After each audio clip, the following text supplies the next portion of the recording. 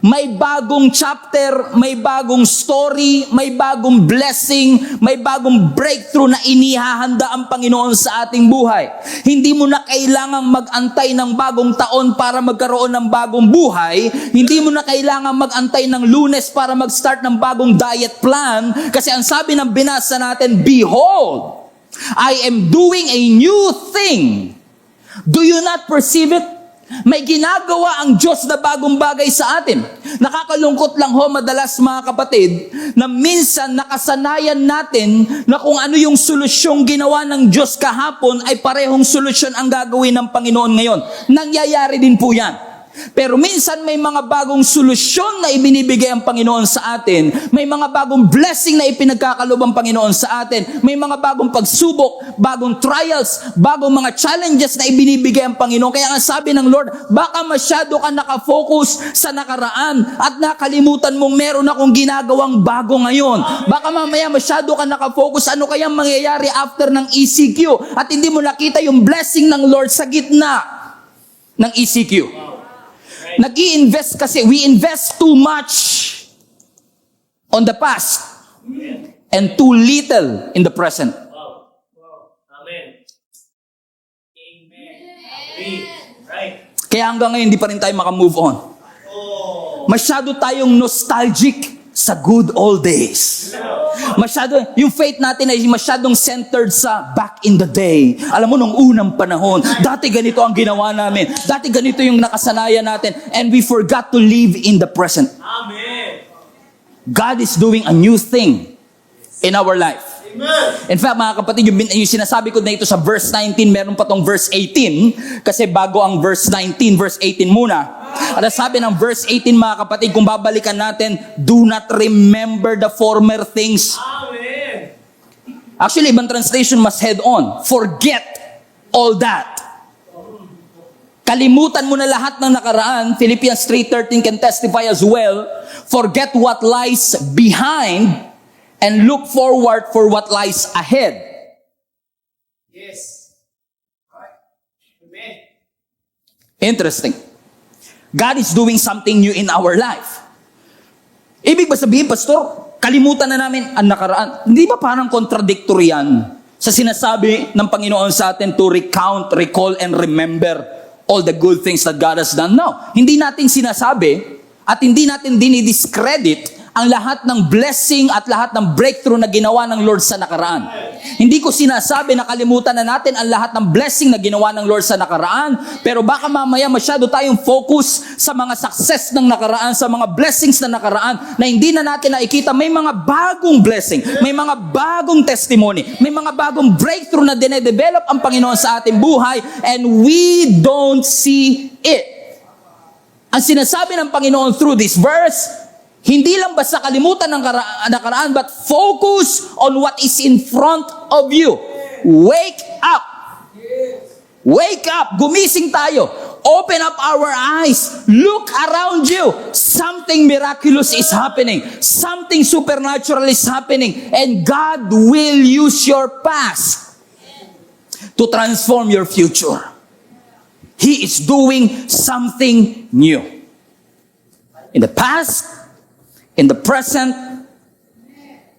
but also in the future. Amen. Tulad nga sinabi ko sa pagbabay ko, I've learned to be mindful of the present, but also I've learned to be hopeful for the future. Kahit alam mong malayo pa yung destination, sinasabi mong mararating ko rin ito. Konting padyak lang, konting tiyaga lang, konting pagtitiis lang, maaabot ko rin ito. Kasi na-realize ko, mga kapatid, hindi na ito pagbabike sa tunay na buhay na ito, na may mga circumstances ng ating buhay na talagang gagamitin ng Panginoon para mapahinto tayo at ma-realize natin, kailangan kita, Lord. Nakaranas na ba kayo, mga kapatid, ng mga pagsubok sa buhay nyo na wala kayong nagawa, kundi huminto na lang at sabihin nyo sa Panginoon, Lord, kung hindi ka gagalaw, walang mangyayari sa sitwasyon ko. Kung hindi ka magpapagaling, walang mangyayari. Sinukuan na to ng doktor. Tinanggihan na kami ng ospital. Pero Lord, kailangan ko. Sino sa inyo, mga kapatid, ang nakakaranas na oo, may blessing ang Lord sa nakaraan. Naniniwala ka may blessing ang Lord sa present. Pero hopeful ka. Ang mga circumstances ng buhay natin will teach us to pause and remember who God is. I remember a story in John chapter 11 which many of you are already familiar with. Ito yung story kung saan si Lazarus, the best friend ni Jesus, ay namatay. Kung babasahin ninyo ang konteksto ng verse na ito o ng chapter na ito, mga kapatid, makikita ninyo na yung dalawang mag-ate na si Mary and Martha ay nag-send ng email kay Jesus. At ang subject ng email puro pula. Urgent. Emergency. I need your attention. At ang sabi ng email ni Martha at ni Mary kay Jesus, Lord, the one you love, Lazarus, is sick. May sakit po ang best friend ninyo. And we need you here. Have you ever been into that situation? Na kung hindi man email, through prayer, sinasabi mo, Lord, I need you now. We need you. Because my brother is sick. And I need you, Jesus, to come here. But what's interesting to me, mga kapatid, is that when Jesus replied in verse 4, ang sabi ni Jesus sa mga disciples, well, this sickness will not end in death. In other words, hindi yan mamamatay. And watch this. May humor din ng Bible eh. 10 verses later, in case you missed it, verse 4, ang sabi ni Jesus, he will not die. 10 verses later, Lazarus died. He died. And sabi ng scripture, verse 17, let's catch up the story. Pumunta si Jesus, and on his arrival, verse 17, on his arrival, Jesus found out that Lazarus had already been in the tomb for 4 days. Now Bethany was less than 2 miles from Jerusalem, and many Jews had come to Martha and Mary to comfort them in the loss of their brother. When Martha heard that Jesus was coming, she went out to meet Jesus. And Mary stayed at home. Remember, si Mary and Martha nag-email. Ang sabi ni Jesus, hindi mamamatay ang kapatid ninyo. 10 verse later, namatay. Kaya nung dumating si Jesus, sinalubong siya ni Mary. Ang sabi ni Martha, verse 21, Lord, if you had been here, my brother would not have died. But I know that even now, God will give you whatever you ask. And Jesus said to her, your brother will, will rise again. Martha answered, I know he will rise again in the resurrection of the last day. Doubt. Verse 25, and Jesus said to her, watch this. I am the resurrection and the life. And the one who believes in me will live, even though they die. And whoever lives by believing in me will never die. Do you believe this? I know your brother is dead. And you were saying, sinasabi ni Martha, Lord, if you have been here, buhay pa sana siya. Eh wala na. Patay na. Pamagagawa natin. Sabi ni Jesus, don't worry. He will rise again. Alam ko, in the future, He will rise again. After, pag sa muli mong pagbabalik. Ang sabi ng Lord, no, you don't understand.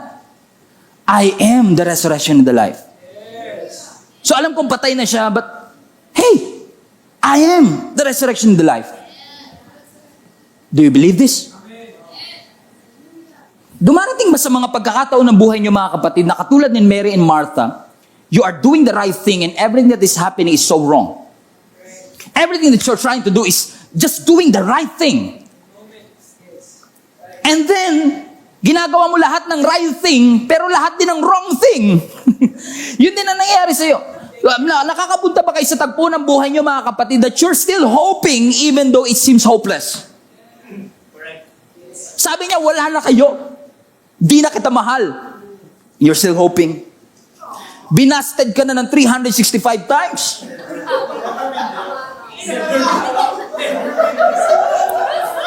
May leap year pa, pastor. May leap year pa, pastor. I'm still hoping. Have you ever been in a situation, mga kapatid, na parang pag tinitignan mo ang sitwasyon, parang napaka-hopeless? Ano mga kapatid, that hopelessness, katulad na nangyari kay Martha, hopelessness, watch this. Hopelessness is a powerful emotion. Yes. These days, you need hope as a weapon. Yung hope na hindi mo mabibili kila Aling Nena. Sigarilyo kasi yun. Yung hope na ito ay kailangan natin na weapon lalo na ngayon. Napakalungkot naman ang buhay mo kung ikaw ay Kristiyano pero wala kang pag-asa. Hindi natin pwedeng i-claim na kasama nating lumalakad ang Panginoon pero wala tayong pag-asa. Naalala nyo sa Luke 24, after ni Jesus na mabuhay na maguli, may dalawang lalaki, si Cleopas yung isa at yung unnamed disciple na naglalakad sa Emmaus, na malungkot, downcast, frustrated, disappointed. Biglang nag-appear si Jesus sa gitna nila. Sabi ni Jesus, what's wrong? At sabi ng dalawang disciple, well, we had hope that He is the Messiah. We had hope. Come on. We had hope. Umasa kami.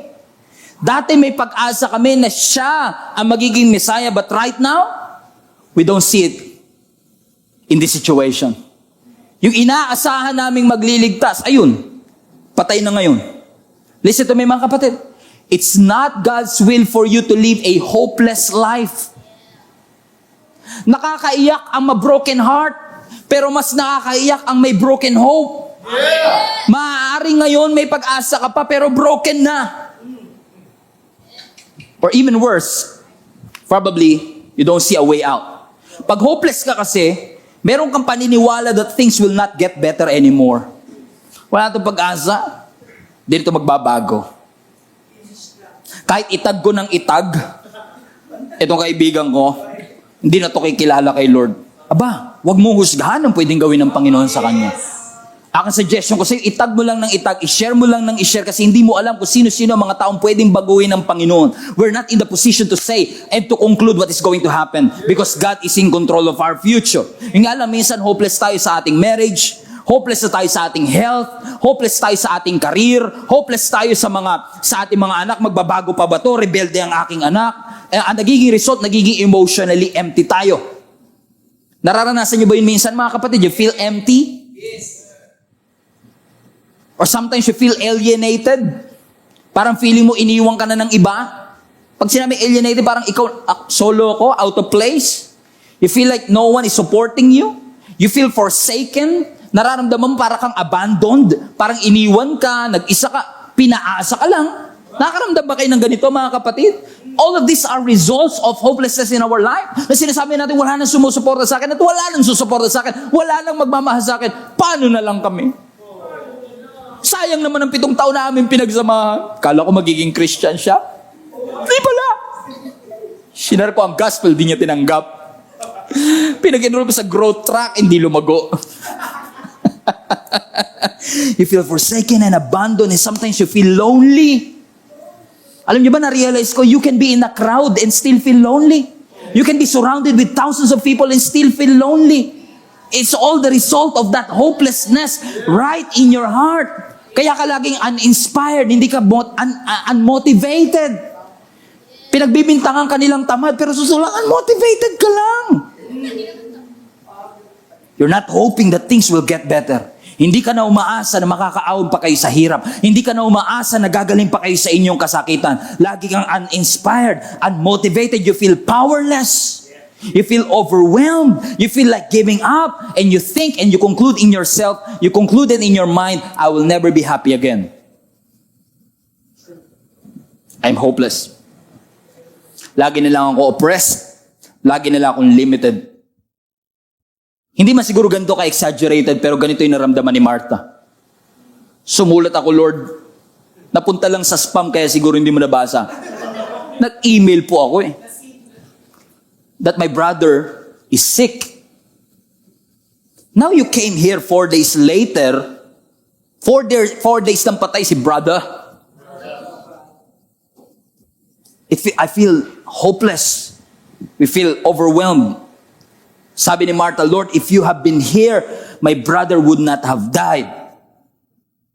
And sabi ni Jesus, hey, I am the resurrection. Amen. I am the life. We always look at this story as a resurrection of Lazarus. But when I was reading this again and again and again, I realized may dalawang resurrection na nangyari sa story na to. Yung resurrection ni Lazarus at yung resurrection ng pag-asa ni Martha. God wants to resurrect yung hopelessness na naramdaman ni Mary and ni Martha. Because sa buhay natin mga kapatid, alam kong marami sa atin, ang oo na sa hopeless situation, hindi mo makokontrol yan. Pero sinasabi ng Panginoon, patay na, oo, but I am the resurrection and the life. Even death is not a dead end to God.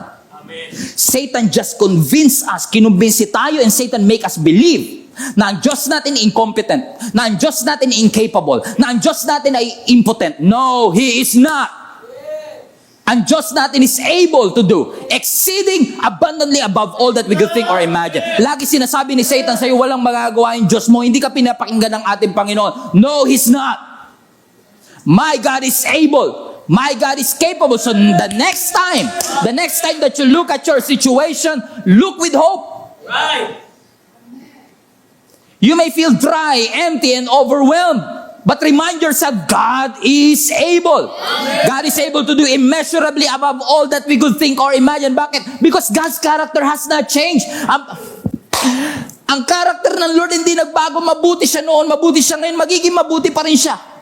Kahit ano pa man panahon. His character has not changed, and His grace and His mercy will help us get through what we are going through right now. Alam ko mahirap ang buhay. Yes, the journey is hard, but the same power and the same grace that tumulong sa atin to get through all the things that we have gone through is also the same power and the same grace na ipinangako ng Panginoon that He will always be with you. Hindi ba may pag-asa kapag ganun? Na parang feeling natin minsan namatay na yung pag-asa, namatay. Para si Joseph ba? May dream na ibinigay ang Lord kay Joseph. Tapos nakita ni Joseph ang sarili niya noon, nasa balon. Hindi naman tumukang palasyo. Nasa balon siya. Binenta siya ng kanyang mga kapatid. Remember that? And sometimes we are in that situation na may pinangako ang Lord, pero sabi mo, Lord, magiging successful ako. Bakit walang bumibili ng mga binibenta ko? Nag-online selling ako, isa lang viewer, ako pa yun. So, minamain ko na lang. Sarili ko mine. Para kunwari, may nagmamine. Gumawa ko ng fake accounts, mga 94. Shinare ko para madaming share. Pero ako din yun. Pag tinignan mo yun, isang friend lang lahat yun. Because sometimes we are in that situation. Katulad ni Joseph. I can imagine si Joseph habang siya nandun sa pit, habang siya nandun sa balon. He may be talking to himself and say, kala ko ba palasyo, ba't balon to? It doesn't look like a palace. It doesn't look like a blessing. It doesn't look like a breakthrough. It doesn't look like what God has promised in my life. Kasi minsan, iba yung nakikita mo sa ipinangako ng Panginoon. Sabi mo, Lord, hindi siya mamamatay. Sabi ni Martha, siguro. Sabi mo, it will not result in death. In 4 days now, mummified na eh. Balot na balot eh. Paano mo sasabihin it's not dead? Sometimes we are in that situation. But let me just remind you this. Ano mang bagay na nangyayari sa ating buhay, even death, is not a dead end to God. Kasi years and years later, pagkatapos makita ni Joseph ang sarili niya sa balon, because of God's goodness and faithfulness and kindness in his life, napunta siya sa palasyo, fast forward ko na lang, naging vice president siya ng Egypt. Nagkaroon ng tagutom sa entire Middle East, or for that matter, entire world. At walang ibang source ng food, kundi yung Egypt lang. And guess what? Sino tagapamahala ng food? Si Joseph. Si Joseph, na binenta. Ngayon, nasa palasyo. Second in command na pinakamakapangyarihang tao on that ancient world. And I love what happened in Genesis 45. Kung saan nagkita-kita na yung mga brother na nagbenta sa kanya. As si Joseph na hindi nila nakilala dahil sa eyeliner. Egypt kasi. Look at this. I just love this. Look at this. Verse 4. I want you to pay attention to this. Kung nagluluto ka, naghahalo, hinto mo muna ng konti. Ang sabi ng verse 4, please come closer, he said to them. So the brothers came closer, and he said to them, I am Joseph, your brother, whom you sold into slavery in Egypt. But don't be upset. Don't be angry with yourself. for selling me to this place. It was God who sent me here ahead of you to preserve your life. Di ko alam kung napansin ninyo mga kapatid. Watch this again. Ang sabi ng verse 5, don't be upset, don't be angry with yourself for selling me to this place. Binenta nyo ako. But it was God who sent me here. Same incident, different interpretation. Ang sabi ni Joseph, binenta nyo ako, pero okay lang, na-realize ko, sinent talaga ako ng Diyos. Ulitin ko ulit. Huwag kayong mag-alala, huwag kayong magagalit na binenta nyo ako. Okay lang, na-realize ko naman na sinent talaga ako ng Panginoon dito. So, sinasabi ni Joseph, alam ko, nagigilty kayo, binenta nyo ako, pero okay lang, plinano ng Diyos yun. Noong mga panahon nandun ako sa balon at feeling ko wala ng pag-asa. Kasi ang nakita ko lang yung pagbenta sa akin, hindi ko nakita yung plano ng Diyos in the future. Nawalan ako ng pag-asa, akala ko hindi na matutupad yung ipinangako at yung dream at yung vision na pinakita ng Panginoon sa akin. Pero huwag kayong mag-alala. Years later, realize yung pagkabenta sa akin ay talagang purpose ng Lord, ginamit ng Lord para yung pagbenta ay mauwi sa pag-send sa akin. Amen. You sold me, but God sent me. Hindi ko na-realize noon kasi nandun pa ako. Nawalan ako ng pag-asa, akala ko wala nang pwedeng makatulong sa akin. And then I realized something. Everything that happened to me before, inalaw ng Panginoon. May purpose pala ang Panginoon. Yeah. And if that happened to Joseph, maybe you are in a situation na para ka ring nasa balon at iniisip mo wala na yatang pag-asa. Namatay yung asawa ko, sino nilang bubuhay sa aking mga anak? Yung anak ko, rebelde, magbabago pa kaya siya? Pero huwag kang huminto sa selling. Kasi yung selling nakakatakot, yung selling nakaka-frustrate, yung selling nakakawala ng gana. Pero years later, Joseph realized, teka lang, yung pagbenta sa akin noon, may purpose pala ang Panginoon. Sinent talaga pala ako ng Panginoon. Pinadaan lang ako sa balon, pero dito rin talaga ako pupunta. Ano nangyari mga kapatid? Years later, watch this. Years later, si Joseph nagkaroon ng revelation. Revelation na hindi niya makita before. Sino sa inyo mga nananalangin kayo mga kapatid? Tayo pa naman, ang gagaling natin mag-pray, ano? Parang, a prayer a day will keep the problem away. Mga ganyan. Ginawa ko lang yan eh. Okay, may mga kasabihan tayo that you can reach heaven through your knees. Hindi ko sinasabing mali. Totoo yan.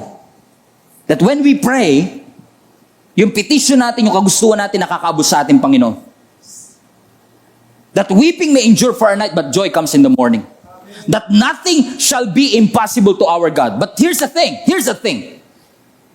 It's one thing na i-quote, it's one thing na i-claim, it's one thing na i-profess. Pero without seeing it as a reality in your life, nakaka-frustrate, nakaka-disappoint, nakakawala ng gana. Hindi niyo ako maintindihan. May isa pa akong bagong hobby ngayon. Binuhay ko uli yung pag-aquarium ko. Okay. Alam mo, habang sineset up ko yung aquarium ko last week, na-realize ko, grabe no, gumagastos tayo ng pera para i-duplicate yung water world into our world.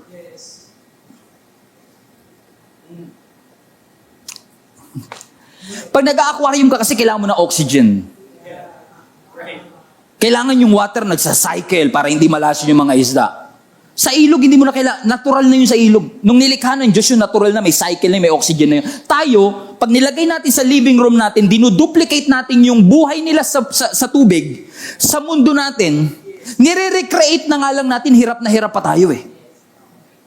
Alam nyo, ito yung story ng marami sa atin. Yung pag nire-recreate mo yung sinabi ng Lord sa Bible, tapos tinitignan mo sa buhay mo, parang, ba't ang hirap? Ba't pag sa Bible, parang dali-dali? Ay, kailangan pala ng oxygen, kailangan pala ng mga ganito. May substrate pa pala para mabuhay itong mga halaman na to. Ba't parang dali lang pag pinapanood ko?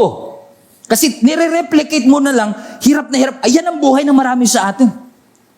And akala natin, kapag kinote natin, pag pinag-pray natin, okay na. But I've been a Christian long enough to realize, mga kapatid, that God doesn't always change your situation. Yes. Hindi porke nag-pray tayo, biglang mababago ang sitwasyon. Sino sa inyo nakaranas na po kayo, nag-pray kayo, pero walang nabago after nyo mag-pray, may sakit pa din. May mga prayer pa kayong, Lord, give me a sign. Give me a sign, Lord. Pag may nakita ko nakapula, siya na nga. Eh, may nakita ka nakapula, Lord, siya na ba? Sabi, ikaw na ba ang sinampal ka pa? Because sometimes, yung pinangako ng Lord, parang ibang-iba sa reality ng ating buhay, that no matter how hard we pray, it seems like our situation is not changing. But one thing I realized, we don't pray to change our situation. Well, it happens sometimes. But we don't pray to, listen to me. Listen to me, it will change your life. We don't pray to change the situation, we pray to receive the revelation. So kung may sakit ako, nananalangin ako, hindi ko lang pinapanalangin na gumaling yung aking kamag-anak, kundi ang gusto ko ring malaman, Lord, gusto ko ma-receive anong revelation, bakit ito nangyayari sa aming buhay. So every time you come to God, at ikaw ay mananalangin at lalapit sa ating Panginoon, ang expectation kagad natin, Lord, pagalingin mo, Lord, i-perform mo to, Lord, gawin mo to. Hindi po mali yun. Pero sometimes, hindi magbabago ang sitwasyon, pero makaka-receive ka ng revelation. Kasi God doesn't move according to your expectation. God moves according to His Word. And many of us are so hopeless in our situation right now. Sino sa inyo mga hopeless na, mga kapatid? Sino sa inyo ang hopeless na? Na ang buhay natin from doctor to doctor na lang. Ang buhay natin from paycheck to paycheck. Some of you are struggling with maybe infertility. Yung business mo nag-close recently. Yung daughter mo, yung asawa mo, o kaya yung anak mo ay bigla na lang nag-rebelde sa'yo. Sinabi ng doktor sa'yo that your days are numbered. But let me just remind you this, fight for your hope. Yes. Hashtag fight for your hope. Amen. Don't lose hope. Ang sabi ng Hebrews 11, faith is the substance of things we hoped for. So faith and hope are two different things. Because faith is the substance of things that we hope for. What's the difference, Pastor? I've been thinking about this, and I realized that when you have faith, you believe that God can do it. But when you have hope, you believe that God will do it. Amen. Say that again. Kapag may pananampalataya ka, you believe that God can do it. Pero kapag may hope ka, you believe that God will do it. So, ang faith is believing. Hope is expecting.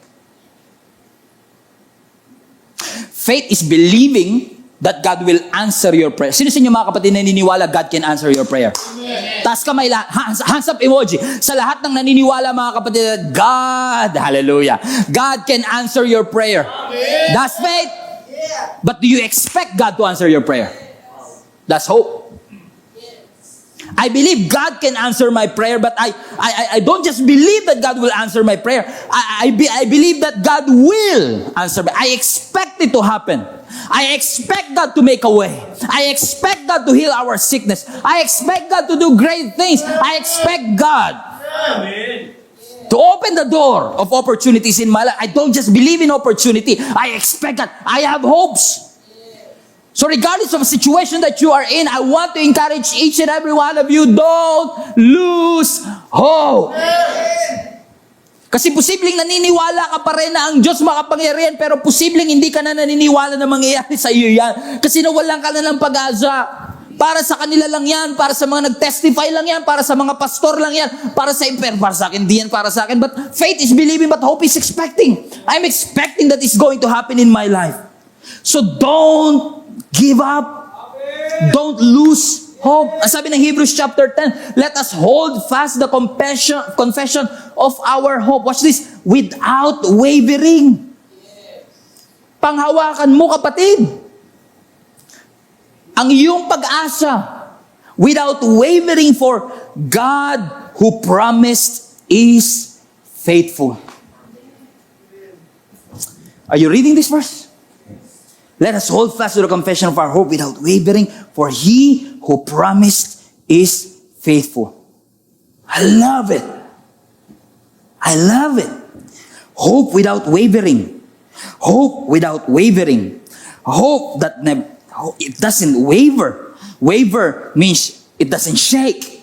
You don't hesitate. Ang sabi dito, let's hold fast the confession. I-confess mo na i-confess na parang wala kang pagdududa. I-confess mo na i-confess na parang hindi na si shake. Kasi yung hope na ito is rooted in God's faithfulness. Ang sabi ng verse, He who promised is faithful. Ang Diyos na nangako ay tapat. Ang Diyos na nangako sa atin ay tapat sa kanyang mga sinabi. So don't hold fast the confession of your hope and don't let your hope waver. Kasi rooted siya sa faithfulness ng Diyos. Ibig sabihin mga kapatid, yung nature ng Diyos ang magbibigay sa iyo ng absolute confidence na maniwalang kung ano man ang pinangako ng Diyos, tutuparin ng ating Panginoon. Kumbaga yung history ng faithfulness ng Diyos, yun na nagbibigay sa iyo ng confidence ngayon. Kaya nga gustong-gusto natin nakakarinig ng testimony ng ibang tao, kung paano sila pinagaling ng Panginoon, kung paano sila pinotektahan ng Lord, kung paano nag-provide ng Panginoon. Kasi sa pamamagitan ng kanilang testimony, nare-remind ka sa faithfulness ng Diyos kung ginawa sa kanila noon, kayang gawin ng Panginoon sa atin.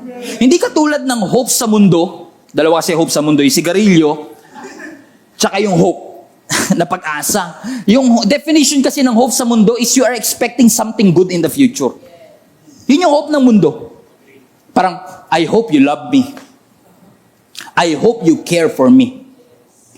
I hope you come on time. Parang, sana, dumating, sana mahalin mo ko, pero duda pa rin ako eh. Yun yung hope ng mundo. Pero alam niyo yung biblical hope, hindi katulad nito kasi ang biblical hope sa Greek word elpizo. Everybody say elpizo. Napansin niyo ba yung peace na sa loob ng hope? Piso. Hindi man pareho ng spelling, katunog lang. El piso. Ang ibig sabihin ng el piso, ito yung hope na hindi base lang sa calculated risk. Hindi lang ito yung parang fingers crossed. Sana. Okay, but kinakagat mo pa yung labi mo. Sana. No. Ito yung klase ng pag-asa na hindi lang nakabase sa calculated risk. Alam niyo ba yung nag-exam kayo, sabi niyo, sana pumasa ako. Pero deep in your heart, kinakalculate mo, ilan ba yung sigurado kong sagot doon? So kaya ka umaasa, may calculated risk. Kasi kung alam mong wala ka na sagot, talaga, bagsak na ako dito. Come on, somebody. Pero may mga pag-asa na umaasa ka, mukhang papasa ako, Doc, sure, sana. So ibig sabihin yung hope na yan ay based sa calculated risk. Pero ang hope, ang biblical hope is never based on what is possible to men. Ang biblical hope is never based on what is logical. Ang biblical hope carries no doubt. Walang pagdududa. So ibig sabihin, ang biblical hope is sure. Siguradong sigurado. It is the confident expectation that something good is going to happen. So we don't just desire for something good, we expect something good to happen in our life. Is there anybody, mga kapatid, that can relate to what I'm saying, mga kapatid? There are times in our life na pwedeng nagdi-desire tayo ng good, pero bihira tayong mag-expect ng good. Kaya sabi ng Psalms 42 verse 5, why am I discouraged? Why is my heart so sad? I will put my hope in God. I will praise Him again, my Savior and my God. Hallelujah. Ba't ka nadi-discourage? Ba't ka malungkot? Alalahanin mo. Ilagay mo ang iyong pag-asa sa ating Panginoon. Alam ko buong pamilya kayo may COVID, pero ilagay mo ang pag-asa mo sa ating Panginoon. Expect, don't just desire for something good. Expect something good. Kasi alam natin na oo, may bagyo sa kapaligiran, pero siya ang aking shelter. Ano nung bata kami? Yung bahay namin, nakakatakot pag umuulan at bumabagyo. Kasi pag may bagyo sa labas, may bagyo sa loob. Pag may baha sa labas, may baha sa loob. Alam ko may mga nakaka-relate pa rin sa akin hanggang ngayon. Na pag bumaha sa labas, takot na takot kang umulan. Ambon lang, takot ka na. Kasi alam mo, pag umulan sa labas, uulan din sa loob. And salamat sa Panginoon that we have a privilege, some of us have the privilege na hindi natin inaalala kung gaano kalakas ang ulan kasi alam natin mayroon tayong shelter. Bubong na hindi tatagas. Lugar na hindi babaha. Right? Ano mga kapatid? Ang sabi ng scripture, God is your refuge. God is your shelter. Sa panahon ng storm, you can expect Him to provide a shelter for you na kahit chaotic, confused ang mundo, there is a refuge na galing sa atin. Hindi ko alam kung kailangan, parang hindi nyo naman kailangan itong message na ito mga kapatid. There is an assurance that life is uncertain but God is not. May assurance na kapag may struggle, may victory. Merong assurance sa lahat ng pinangako ng Panginoon ay pwede nating panghawakan with absolute confidence na gagawin ng Panginoon. And I will close with this, katulad ni Abraham. Ang sabi ng Romans chapter 4 verse 20, alam natin ang story ni Abraham, hindi sila magkaanak ni Sarah. And probably at the age of 60, nawala na sila ng pag-asa. Pero at the age of 75, nangako muli ang Panginoon, huwag kang mag-alala, hindi nakalimutan ng Lord ang kanyang pangako. Delayed man sa timeline mo, pero hindi sa Diyos. Yung pinangako ko sa iyo na na countless ang magiging descendants mo, gagawin pa rin ng Panginoon. Pero ang interesting sa akin mga kapatid, isang bagay na hindi pinakita ng Old Testament na ipinakita ni Paul sa Romans chapter 4. Ang sabi ng verse 20, I want you to see this verse. It's going to change your life. Watch this. Romans 4:20. I want to make sure na nasa screen before I read. Look at this. Abraham never wavered. Hindi siya nag-hesitate in believing God's promise. That's not just faith, that's hope. In fact, his faith grew stronger, and in this, he brought glory. Dahil hindi siya sumuko, naghatid ito ng karangalan sa Diyos. Verse 21, he was fully convinced that God is able to do whatever He promises. That's hope. El Piso, he is absolutely convinced that God is able to do whatever He promised. Ibig sabihin, yung pangako ng Diyos, sigurado, and you can count on it. Even when life hits you hard, even when your faith is being challenged, even though the odds seems against you, and life plays your back against the wall, kahit na napakahirap, overwhelming, do not give up your hope. Do not feed on this negativity. Alam kong marami nang sumuko, marami nang natakot, maraming nagduda. Huwag ka nang sumabay dito. Huwag mong hintuan ang pananalangin. Huwag mong hintuan ang pagbabasa ng kanyang salita. Huwag mong i-give up ang faith mo. Huwag mong i-give up ang hope mo. Pakiramdam mo parang wala na, pero di hamak naman na mas stable ang pangako ng Diyos kaysa sa ating pakiramdam. Tulad ng sinabi ng Bible, si Abraham hindi nag-hesitate, hindi nag-waver yung kanyang faith. Because he was absolutely convinced that God is able to do what He has promised. 25 years. He never wavered. 25 years. Hindi siya sumuko. Pastor, masyado matagal yung 25. Pwede bang mga 12 lang? Well, New Testament, there is a girl na dinudugo for 12 years. He was hemorrhaging. 12 years. Guro lumapit na siya sa doktor. The Bible is implying na lahat ng kanyang ari-arian na ubos na. Siguro kakahanap niya ng doktor na makakapagpagaling sa kanya. So she did everything but nothing is working. Hopeless situation. But I want you to go to your Bible after the service. Read that passage again. 12 years of misery. 12 years of hopelessness. But when she heard about Jesus,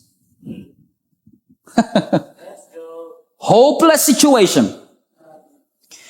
The doctor says, walang pag-asa, lahat ng ari-arian binenta na. But when she heard about Jesus, siguro sabi niya sa kanya sarili, enough is enough. I've been sitting here all day for 12 years and I will never allow myself to be in the same misery and the same situation over and over again. Enough is enough. Hindi ako makakalakad pero pwede akong gumapang. And that's what she did. She crawled her way to His miracle. Gumapang siya para mahawakan ang laylayan ng damit ng ating Panginoong Yesus. And maybe mga kapatid, some of you are hopeless. Hindi man 25 years katulad ni Abraham, pero pwedeng 12 years kasulad ng babaeng ito. But just like this girl, that she did everything but nothing is working. This is not an accident that you are hearing this message. Kasi sabi ng scripture, when he heard about Jesus, she crawled her way to her victory. Kinalagkad niya ang kanyang sarili. She dragged herself para maranasan niya ang victory na ito.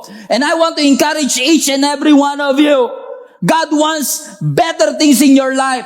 I know you've been hurt, you've been disappointed, you've been abandoned, but do not allow defeat to win over your life. Do not allow defeat in your life.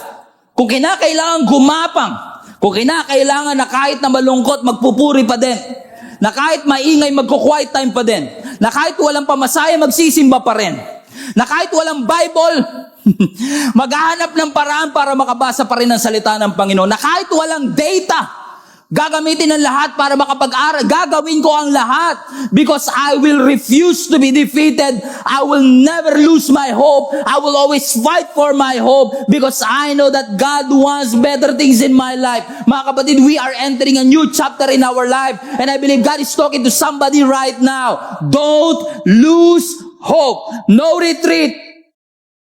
No surrender. As sabi ng scripture, after you suffered for a little while.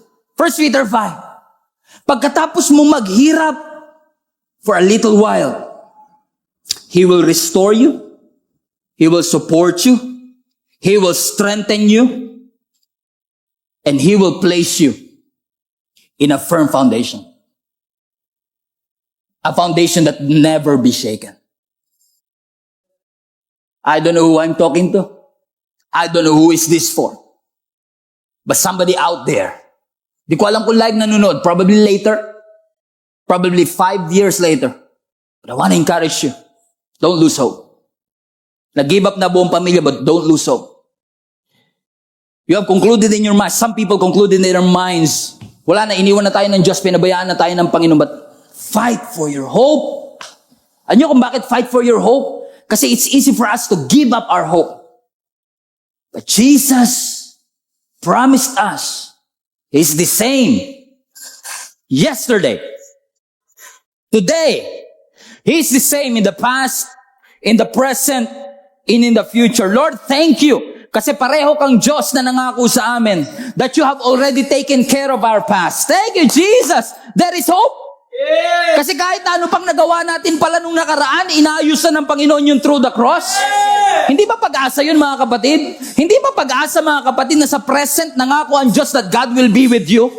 Hindi ba hope at hindi ba pag-asa na nangako ang Panginoon that in the future, God will resurrect even the dead and we will be with Jesus in the eternity. Ano mang sitwasyon ng ating buhay, ano mang panahon, ano mang sitwasyon, past, present, or future, Lord, maraming salamat. There is hope in Jesus Christ. I will place my hope. I will place my trust. I will place my faith in you, for I know that you are able.